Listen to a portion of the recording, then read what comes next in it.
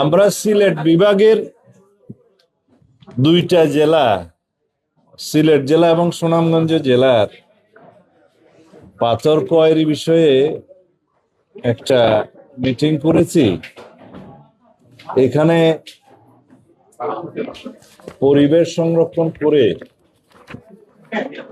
এবং খনিজ সম্পদ আইন বিধিমালা, পরিবেশ সংক্রান্ত আইন ও বিধিমালা সবগুলো যথাযথভাবে অনুসরণ করে এবং যেগুলো ইকোলজিক্যালি ক্রিটিক্যাল এরিয়া ডিক্লেয়ার করা হয়েছে, জাফলং যেমন, এগুলো ব্যতীত বাকি সব জায়গায় কিভাবে সীমিত আকারে এই পাথর কোয়ারিগুলো ইজারা প্রদান করা যায় সে বিষয়ে সিদ্ধান্ত নেওয়ার জন্য মিটিংগুলো হয়েছে।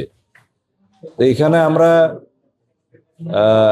সবার মতামত অনুসারে সিদ্ধান্ত নিলাম আগে একটা সার্ভে রিপোর্ট আমাদের দরকার, স্থানীয় পর্যায়ে, ফিল্ড পর্যায়ে, মাঠ পর্যায়ে।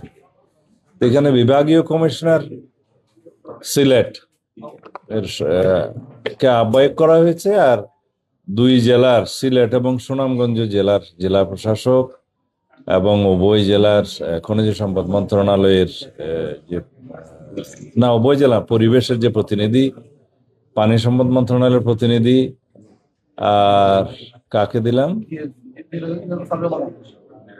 জিওলজিক্যাল সার্ভের উপরে বাংলাদেশের একজন অধ্যাপক শাহজালাল বিশ্ববিদ্যালয়ের প্রতিনিধি থাকবে এবং মিনারেল রিসোর্সেস মিনিস্ট্রির একজন ডাইরেক্টর এই বিষয়ে সেখানে সদস্য থাকবে এবং কমিটি প্রয়োজনে আরো এক্সপার্ট যদি কোঅপ্ট করতে চায় সে সুবিধা রাখা হয়েছে। তারা বসে ফিজিক্যালি স্পটগুলো দেখে যে নদীগুলো সিলট্রেট হয়ে যাচ্ছে ইন্ডিয়া বাংলাদেশ বর্ডারে, যেখানে ওয়াটার ব্যারিকেড হয়ে যাচ্ছে, পাথর এবং বালি জমা হয়ে, সেগুলো পরীক্ষা করবে। আর যে সমস্ত জায়গায় নদী ভাঙ্গনের কারণে আমাদের সীমান্ত পরিবর্তন হয়ে যাচ্ছে সেটা পরীক্ষা করবে।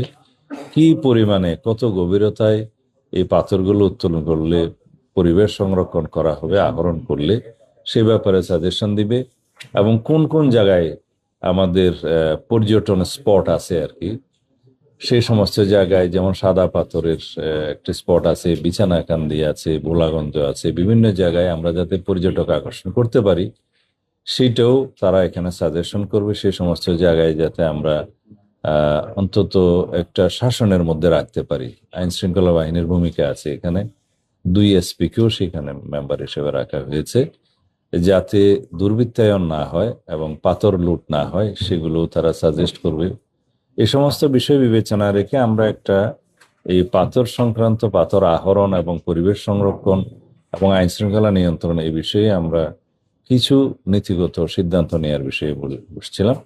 আশা করি আমরা সমস্ত রিপোর্টগুলো পাবো এই লাস্ট অফ দিস মান্থ, তারপরে জুনের ফার্স্ট উইকে আমরা আবার বসবো। এখানে সবচেয়ে গুরুত্বপূর্ণ বিষয় হচ্ছে বিভিন্ন পাথর কোয়ারি সম্পর্কে আমাদের হাইকোর্ট ডিভিশনের 2-1টি অর্ডার আছে, জাজমেন্ট আছে, একটা সুপ্রিম কোর্টেও পেন্ডিং আছে, আর অন্যান্য পর্যায়েও যদি কোনো মামলা থাকে সেই বিষয়ে 2 জেলা প্রশাসক সমস্ত মামলাগুলোর বিষয়ে অ্যাটর্নি জেনারেল অফিস থেকে তারা তথ্য সংগ্রহ করবে, ল মন্ত্রণালয়, আইন মন্ত্রণালয়ের সাথে যোগাযোগ করে এই মামলাগুলো নিষ্পত্তির জন্য ব্যবস্থা নেবে এবং তার অগ্রগতি কি হলে আমাদেরকে পরবর্তী মিটিংয়ে জানাবে। আমরা যাই করব আইন মেনে এবং আদালতের রায়কে মাথায় রেখে সম্মান জানিয়ে আমরা বিধি মোতাবেক করার চেষ্টা করব। ধন্যবাদ।